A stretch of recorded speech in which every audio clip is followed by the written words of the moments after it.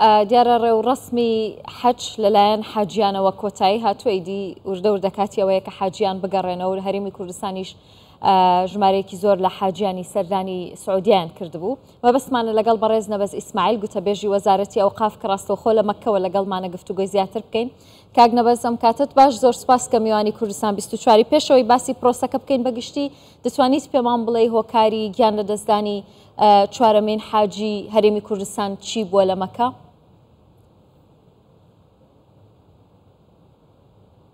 بەناوی خدای بەخشندەی میهرەبان سەرتا سپاڕۆ دەژێ بۆ جەنابتان، سپاڕۆ دەژێ بۆ وەزیرانی کوردستان بیستوار و هەموو خەڵکی کوردستان ئەوانەی کەوا دەمانبینن ژیانێکی دۆست دەکەین ئەگەر کاتەکەشی بەسەرتوە هیواداری هەموو ساتێک هەموو کاتێکی ژیانیان پڕ لە خۆشی و کامەرانی بێت. ئەو دوا حاجیەی بەداخەوە خانەکۆزۆرەوە کۆچی دوایی کرد 3 ڕۆژ بەر لە ئێستا لە کاتی بە جێگەیاندنی فەریزەی حەج کە حەشاماتێکی یەکجار زۆر لە وڵاتە دەتوانێت بڵێن زیاتر لە 2 میلیۆن کەس لێرەی بۆ جێگەیاندنی فەریزەی حەج بەداخەوە لە کاروانەکەی دابڕاوە. بەڵێ 3 ڕۆژان تیمەکانی ئێمە لە بەرامبەری حەج و عومرە و کارمەندان بە زۆر لە دەرگا حکوومەتەکانی ئەو وڵاتە سەرنجام ئەمڕۆ خەبەرمان بۆ هات لە یەکێک لە خانەکانی شاری مەکەی پیرۆزە بە مردووی بەداخەوە دۆزراوەتەوە. زۆر دڵگران بووین بەم ڕووداوە کە ئەمە جیاواز لە مردەکانی تر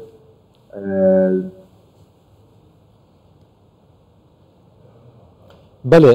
مامۆستانە بەس ئەگەرتە ئاگاه لە من هەبتن ئەو ڕێوشێن و ڕێکارن کو هەر ساڵ بکاتن دەمێ یە کۆرۆنایە کوڤید 19 ئەم ساڵە هیچ ڕێکار نەبوون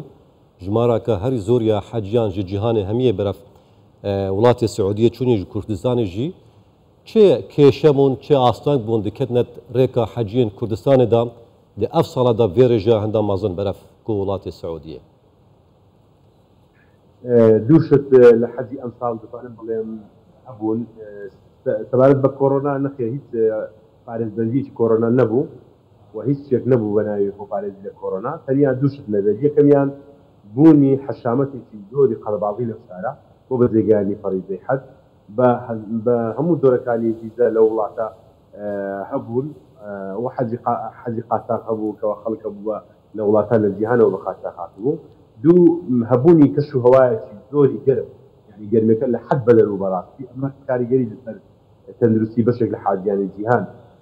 کردبوو. ئەگەرچی ئێمە وەکو وەزارەتی ئەوقاف تیمێکی تایبەتی پزیشکی یاوەری حاجیان دەکەن کە پێک هاتووە لە نزیکەی 20 پزیشکی پسپۆر و وەروە کارمەندی پزیشکی یاوەری حاجیان دەکەن بەداوام لەگەڵیاندا بوون هەر لە بیدایەتی دەستپێکردنی مۆسمی حەج تاوەکو ڕۆژی عەرەفە و جێبەجێکردنی ئەرکانی حەج هەموو پزیشکان یاوەری حاجیانیان دەکرد. سپاس بخوا یاوەریان بوون یعنی حاڵێکی وا ڕووی نەداکەوە شایانی ترس ناچی بێت کە بەردەوام لەگەڵیان بوون چارەسەریان دەکردن. بەڵام لەگەڵ ئەوەشدا لە کاتی جێبەجێکردنی ئەرک لە کاتی چوون بۆ زەمەرات لە کاتی گەڕانەوە گەرمایەکی بەچینی بەهێز لە وڵاتە هەبوو کە نزیک دەبووە لە 50% خەڵکی زۆر بێتاقەت کردبوو بەڵاستی. ئەمە دوو هۆکار بوون کەەوە پرۆسی حەجی ئەم ساڵە کردبوو. بەڵام سپاس بخوا تێپەڕی الحەمدوللیلا هەموو فەریزەکان شتێک کۆتایی هات تەنیا ماوە حاجیان وردەوردە بگەڕێنەوە. کەی دەست بە گەڕانەوەی حاجیان دەکەن کاک نەبەز بۆ هەرێمی کوردستان و بە چەند کاروان حاجیان دەگەڕێنەوە؟ گەڕانەوە دەکەین بڵێ کەسوکاری حاجیان با دڵنیا بن کەوا بە دوو شێوە دەگەڕێنەوە ئینشاءالله. ڕۆژی سێی مانگ سێی حەوت کاروانی گەڕانەوەی حاجیان بە ڕێگەی وشکانی پش بەخوای گەورە ئەوانی کە لۆی مانجیەوە بە سەفەریان کردبوو لە سێ ئەم مانگە وردەوردە بەڕێ دەکەون پش بەخوای گەورە پێنجی مانگ لە هەولێر دەبن لە سلێمانی لە دۆهۆر لە شارەکانی تری کوردستان دەبن و ئەو حاجیانی کەوا بە ڕێگای ئاسمانیەوە هاتوون کە یەکەم کاروانی گەشتکردنمان لە کوردستانەوە 12 مانگ بوو. حوتی مانگ یەکەم کاروان لە کوردستان پشت بەخوای گەورە یەکەم فڕۆکە دادەبەزێت. بۆ ئەمەش هەموو ڕێکارە ئیداریەکان تەواو بووە کۆتایی هاتووە تەنیا ماوە نزیک بینەوە لە مۆسمی گەڕانەوە ئەوانەی کەەوە دەگەڕێنەوە حوتی مانگ لە 3 بۆ 4 مانگ لێرە بە پاس تایبەت دەگوازرین و شاری مەدینەی پیرۆز ئەوان شاری مەدینیان ندیت و ڕاستەخۆ هاتن بە شاری مەکەی پیرۆز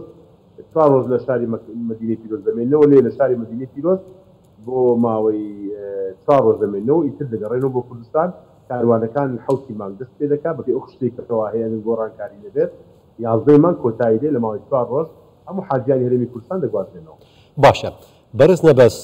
هەروەکو جەنابەت ئاماژە بەدا و ئەم ساڵە ڕێژێکی زۆر حەجیان و حەشمەتێکی زۆری مرۆڤان لەوێ بوو ڕێکار و هەروسا خزمەت گۆزاری چێ تەندروستی بە شێوەکی گشتی لە وڵاتی سعودیە لەناو ئەو مەراسیمەدا چۆن بوو سەرکەوتی بوو یان کێموکاسی هەبوون؟ بەڵێ حەز دەکەم بە جەناب ڕابگەێنم ئەم ساڵ حکوومەتی هەرێمی کوردستان پرۆسەیەکی نمونەیی زۆر جوان و دانسقەی بۆ حاجیان دانا پلانێکی زۆر جوانی ڕێکخست بوو بێگومان لە ڕێگای وەزارەتی ئەوقاف و کاروباری ئاینی و بەڕێوەبەراتی حەج و عومرە و لە ڕێگای علاقاتی تایبەتی حکوومەتەوە یعنی حکوومەتی هەرێم لە سەعاتی باڵا دەتوانم بڵێم جوانترین پرۆسەی پێشکەشکردنی خزمەتگوزاری بۆ حاجیانی ئێمە ئەنجامدرا بە جیاواز لە هەموو ساڵەکانی تر هەموو شارەکان هۆتێلی تایبەت بەخۆیان هەبوو ئیدارەی تایبەت بەخۆیان هەبوو و خواردنی سێژەمەی حاجیان هەبوو هاتوچۆی پاس ئامداری کرابوو چارەسەری پزیشکی دابین کرابوو هەموو ئەمانە سپاس بۆ خوای گەورە بە شێوەیەکی زۆر زۆر باش جێبەجێکران وەکو خۆی پلانەکە جێبەجێ بوو یەکێک بووین هەرێمی کوردستان یەکێک بوو لە دەستە هەرە سەرکەوتوەکان لەلایەن وڵاتی عەرەبستانی سعودیەوە کە ئێمە هیچ کێشێکمان بۆ وڵاتە دروست نەکرد تەنانەت هاوکار و یارمەتیدەر بووین بۆ ئەوەی پلانەکانی ئێرە یاسای ئێرە قانونی ئێرە وەکو خۆی جێبەجێ بکەین ئەوەی کەوە لای ئێمە نیگەرانیە کۆچی دوای ئەو چوار حاجی بوو ئێمە وەڕاستی دڵگرانی کردین لە ناخی دڵمانەوە دڵگرابووین بە کۆچی دواییە ئەوەی تریان پلانەکان وەکو خۆی جێبەجێکراوە وەکو خۆی لە سەداقەت جێبەجێکراوە بۆ خوای گەورە ئەوە الحەمدولله وشکر ئێمە دەتوانین ساڵی ئایندەش هەمان ئەو پلانێکەوە هەمانە بە شێوەیەکی زۆر زۆر باشتر بە شێوەیەکی زۆر تۆکمەتر جێبەجێ بکەین بەڵام وەکو کێشەی سەرەکی هیچ کێشەیەکی سەرەکی ڕوبەڕووی ئێمە وەکو لێژنەی ئیداری وەروە وەکو لێژنەی پزیشکی نەبووە سپاس بۆ وەزیری ئەوقاف و کاروباری ئاینی بەڕێز دکتۆر چیتوا سادق کە بەردەوام ڕۆژانە لەسەر هێڵە لەگەڵمان بەردەوام لە ڕۆژی حاجیان دەپرسێتەوە و بەردەوام لەگەڵماندایە بۆ ئەوەی کەم کوردەکان ئەگەر هەبێت بۆمان چارەسەرکە وە سپاسی دەکەین سپاسی دەستەی ئیداری سپاسی هەموو ئەوان دەکەین کەوا ڕۆژانە شەو ڕۆژیان لەسەر ئەدانەوە بۆی خزمەتی حاجیان بکەن ئێمە لێرە نزیکەی تر کارمەند لە هەموو پارێزەکانی هەرێمی کوردستان سەرپەرشتی پرۆژەکە دەکەن بە شێوەیەکی زۆر زۆر باش زۆر تۆکمە زۆر جوان زۆر ڕسپێک ئیدارەی پرۆژەکە دەکەن و سپاس بۆخوا بەردەوام ئێمە لەناو حاجیانی دار ئەنجام دەدەین مقابلەیان لەگەڵ دەکەین قسەیان لەگەڵ دەکەین سپاس بۆخوا هەموویان لە ڕۆژەکە زۆر زۆر دڵنیان زۆر زۆر باشن و ئینشاءالله بتوانین لە پرۆسی گەڕانەوەژە هیچ کێشێکمان نێتە پێشوو بە سەلامەتی